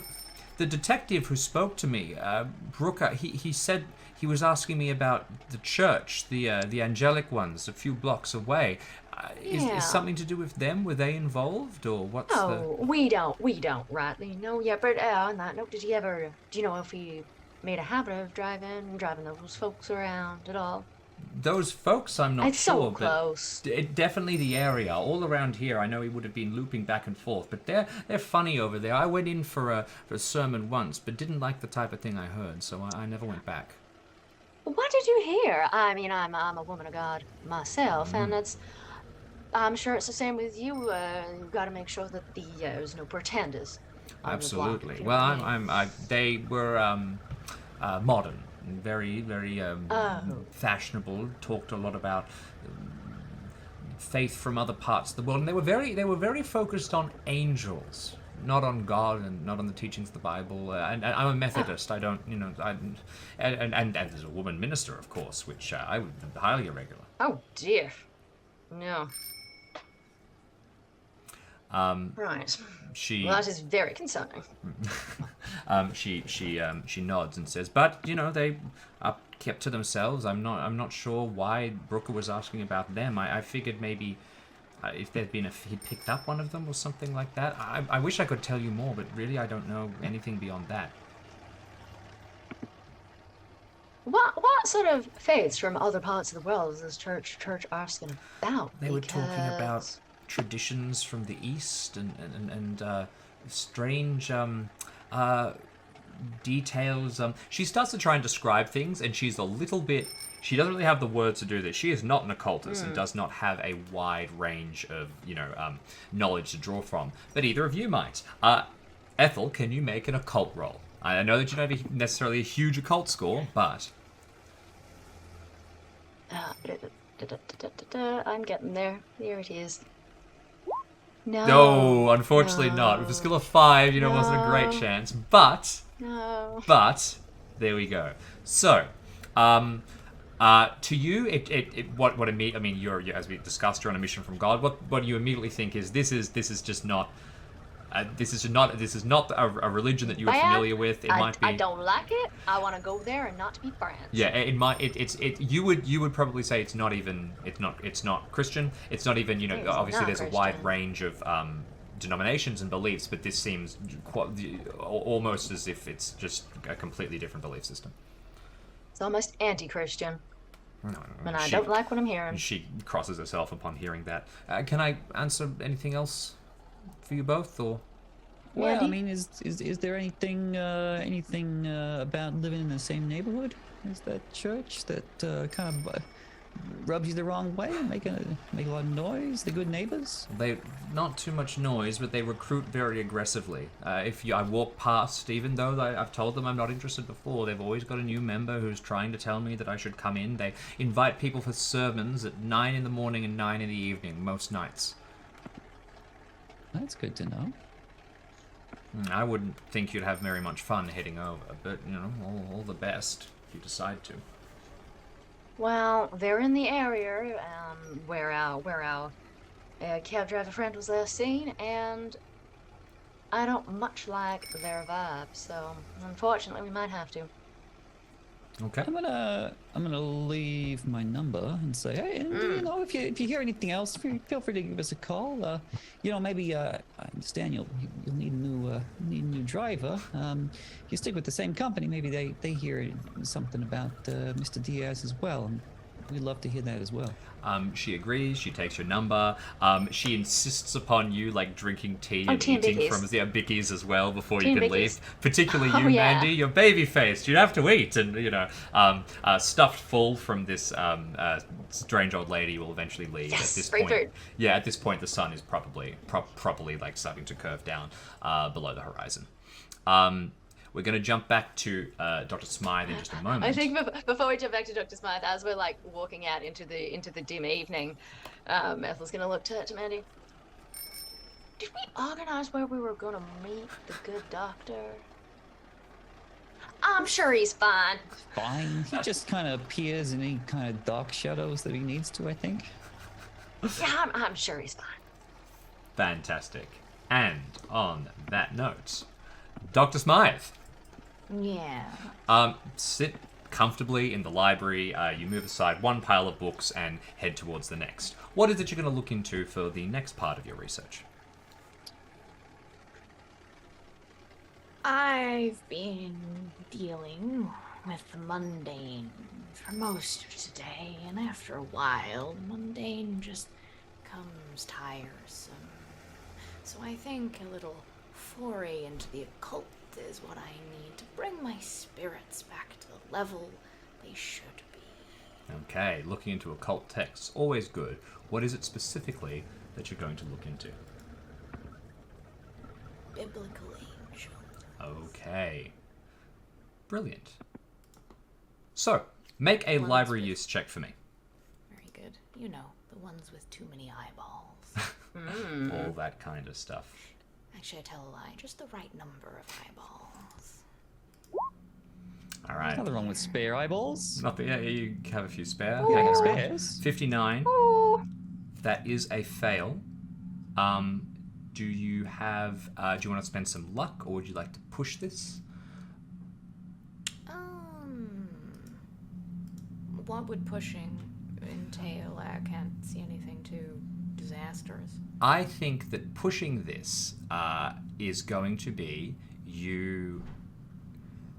I almost don't want to share the consequences for this because I think it's better for a surprise. I have a thing in mind, but it is going to be veiled. It is bad. It's not a gimme one. Good. Come on. Ethel and Mandy. Usually you get the angel and the demon on your shoulder. In this case, you've just got the demon and the demon. Well, I am one, so I don't need angels. What a plot twist. What, that I'm an angel? Yeah, no, I'll push it. That sounds like fun. All right, fantastic. Actually, Yeah, I will boy. ask, is this going to be terrible for just me or for everyone? I'm It's all secret. Just at so you this know, stage. I'm in. Okay, no, all right. I'm sold. So in. All right, let's rock and roll. Oh, a hard success. Fantastic. So you Apparently start that to. only went to you? Oh, was it rolled to me for some reason? Sorry. That's I, okay. Yeah, I checked Whisper to Keeper, but yes, that was a 18 versus 50 for anyone who might not have seen that. Okay, fantastic. Hard success coming through. You're all good. So, you begin to take through these books and you start to have a look at biblical angels, and I think also more broadly the definition of angels as they might relate to this society, as they might relate to a lot of things. The first thing you manage to realize is you navigate the bombshell that was left for you. Once you start looking into angels, several of the more occult books inside the library, and they have, there's library connections and there's all of these details, they are put out on hold and they are loaned and they are, you need to go and ask the clerk about them and things like that. If you weren't careful, you could very easily have ended up tripping basically someone knows you're looking into this inside this library. Now, fortunately, that doesn't seem to be the case at this point. You managed to avoid prompting too many difficult questions, forcing the clerk to make a call, or something like that. Instead, you're able to go through the books, and you're able to start reading through them in detail. There's a million different stories of angels, and there's a million different things that angels could be, that they are in different religions all over the world. No particular faith has a monopoly on them. As you start to try and tear through them, specifically as they apply, and I'm assuming that you're not actually looking at biblical angels specifically, you're looking at more, can I find what an angel means to the church, the Society of the Angelic Ones? I mean, I'm starting with biblical because they seem to be a church, but yes, essentially, I'm trying to find the link. You're reading about seraphims and everything, but pretty quickly you start to divert, and that's because you start to find out that the vague allusions that you can see that are made to the sermons and the teachings of the Society of the Angelic Ones do not seem to fit with the traditional biblical approach.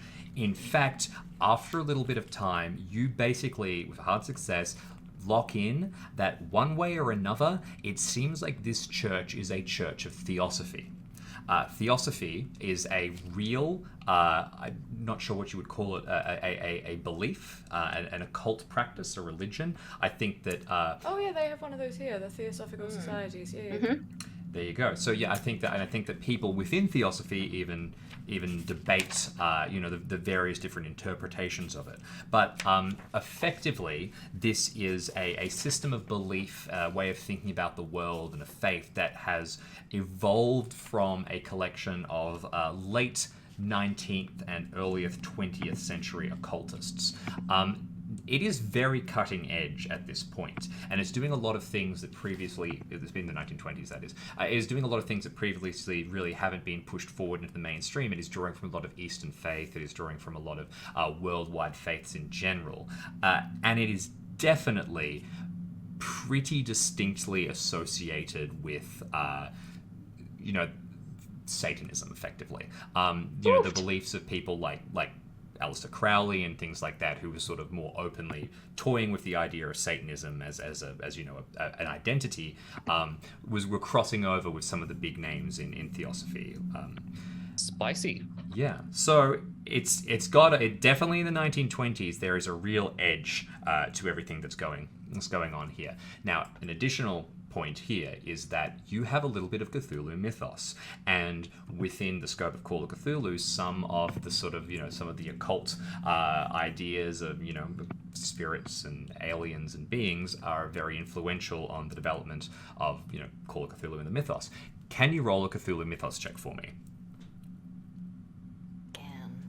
Here's hoping for a fumble. Ooh, 20. 10 points. Would you like to spend 10 points of luck? It's just 10 points. It's just 10 points. Just 10 points. Only 10 points. Just tiny little 10 points. Just like twice the number of 5. Number of fingers you have. Fingers. 10 points. Please. Sorry, no. 10 is probably less than the number of fingers you have. Oh. Yes. Okay. You may have my love. Excellent I spending. don't need it. You don't need it. Maybe later. You don't need it. Spending 10 points of luck. You are going to be able to identify some of the elements that are hidden here more deeply.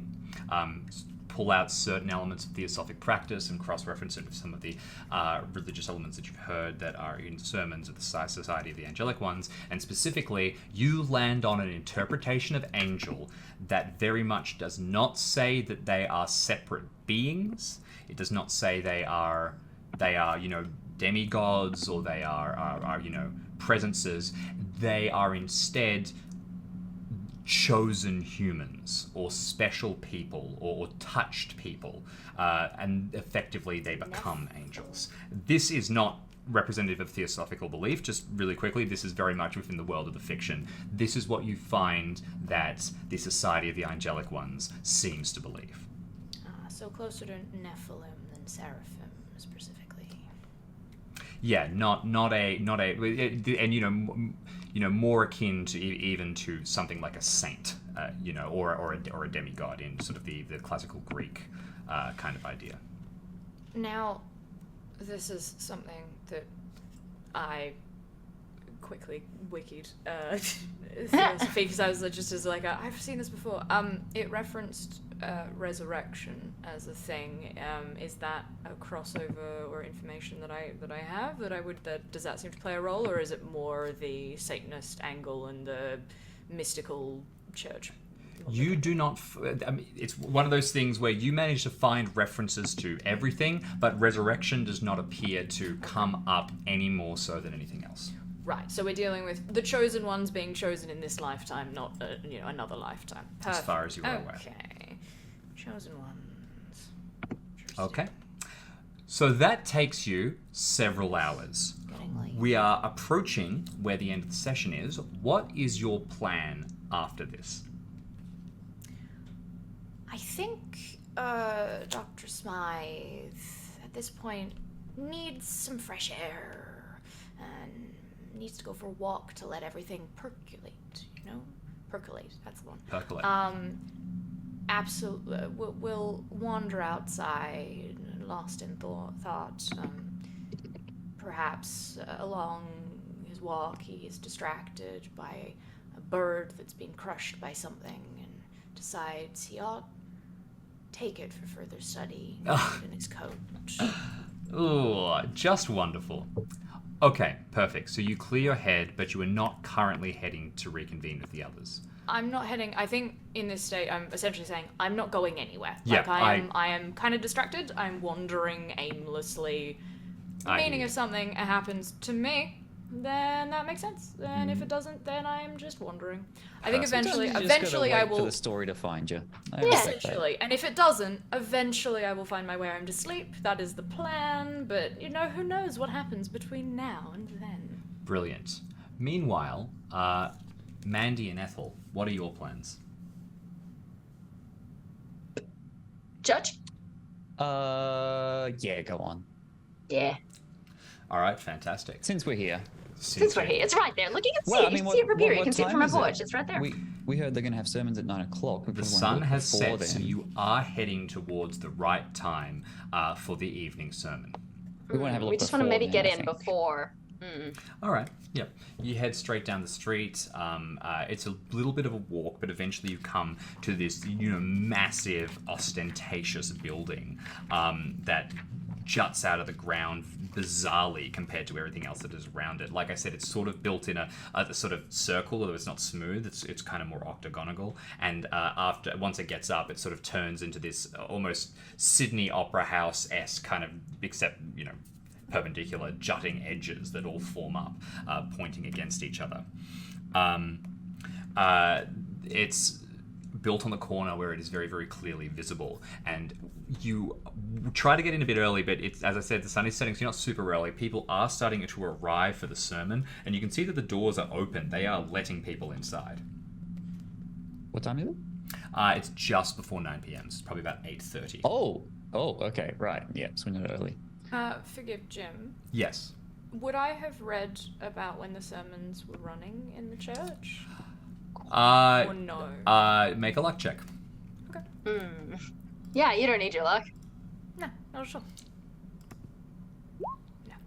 No, unfortunately not. Pretty good. Going in alone. I am wandering aimlessly. I was just, if there's a chance, I knew I might have started heading in that direction to go, I'll go and check out one of their sermons. But no, I'm ambling aimlessly. Distracted by dead things. The two of you arrive, and you can head inside if you'd like, or if you want to avoid heading to one of the sermons, you can step away. You could do some reconnaissance. There's not really a large garden to this place. It's basically one large building, but what's the go? Back entrance? You can split get off and take a proper... Okay, all right, so you're not heading inside, you're going to do a circuit of the outskirts of the place. Okay, brilliant. Yeah. Can I get you both to make a spot hidden for me? Possibly. Do we need to be stealth? Not at this stage. You are just walking around the No. general streets. Now we need to do stealth. 'Cause Okay, we can't but see shit. this Can't large, see shit, this yo. large, dense building. You know, it's on a public corner that you can come up to. But once you head behind it, it is up against one of the canals that heads through Los Angeles, and the rear is all choked up with alleyways. It's very, very private once you get to the back of the building, and you can see what looks like an access, ramp heading down. A car could drive in here quite easily, but you don't find anything particularly suspicious. There's no large entryway. You don't spot a hole, in the wall that's going to lead you inside. No particularly pertinent information. By this point, you've essentially done a full loop over a half hour. So if you want to head in, if you want to see the sermons, now the time. Otherwise, they will shut the doors and you are going to miss your shot. I guess we gotta go to the sermon. I think we better. I mean, I'm pretty stealthy, but yeah, okay. All right. Brilliant. Well, I mean, I'm pretty stealthy. not- Does one of us go in? One of us stay out? If there's no back entrance, then there's not really much point hanging out here. Let's There's go. this door. There's this Yeah. rear entry door. Yeah. Yourself? 50. Mine's 50. But I presume I've got a gun. You do. Yep. My character sheet does not have a gun, but I think I should have a You gun. should. I think you would have a gun. You would have a should gun. Yes. All right, You would have a gun. I can go stealthy because I've got protection. If you want to go to the sermon, Yep, I'll go to the sermon. All Great. right. I'm gonna Sold. hate it. Fantastic. well, yeah, because you got the background. You might Mm-hmm. get more out of it. Yeah, exactly. They might get more out of me. Mandy, you stay outside. The sermon begins. The doors shut up inside the church. Well, I'm planning that back entrance. You're I'm playing that. stealthy So once it's begun, are you actually going to sneak over to the back entrance? yes, I'm All going right. to go stealthy. I'm going to try to Make get a the back stealth entrance check for while- me. While Ethel Oh, goes hang in on. the I front. also have one thing though. Before we do that, I have locksmith. So if it is locked, I might be able to pick it. That's the only thing.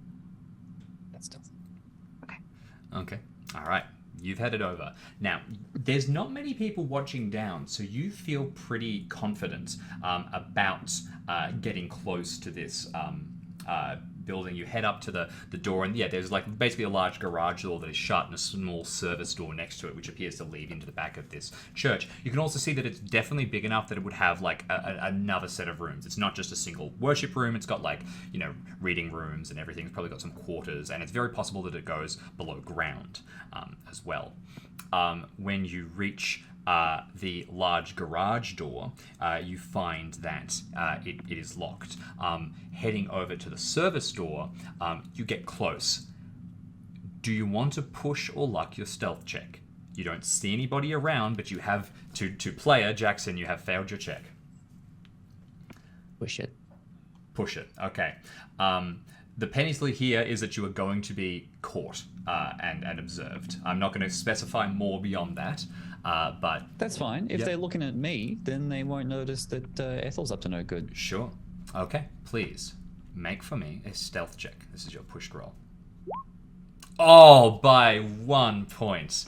I absolutely love it.